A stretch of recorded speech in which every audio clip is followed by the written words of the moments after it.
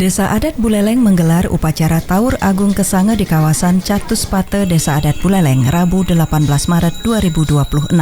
Prosesi yang menjadi rangkaian penting jelang Hari Raya Nyepi ini berlangsung dengan hikmat dan dihadiri oleh Bupati Buleleng I Nyoman Sucidre serta sejumlah pejabat daerah lainnya.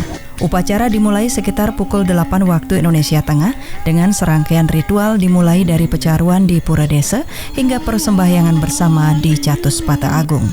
Taur Agung Kesange kali ini dipuput oleh 5 sulinggih, yaitu Ide Sri Begawan Rama Sogata, Ide Resi Bujangga Waisnawa Surya, serta beberapa sulinggih lainnya yang memimpin jalannya upacara.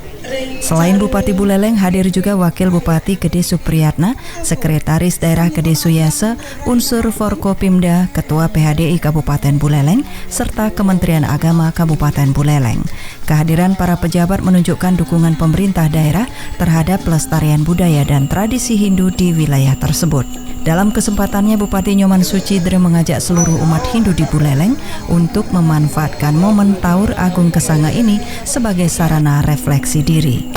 Kirim saran kami supaya bisa memarjang satu batu penyepian dengan tertib dan disiplin.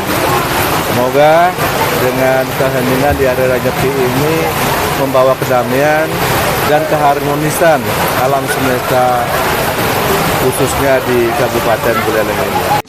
Sementara itu, Klien Desa Adat Buleleng Nyoman Sutrisna menyampaikan bahwa persiapan upacara telah dilakukan sejak lama dengan membentuk panitia yang berkoordinasi dengan instansi terkait.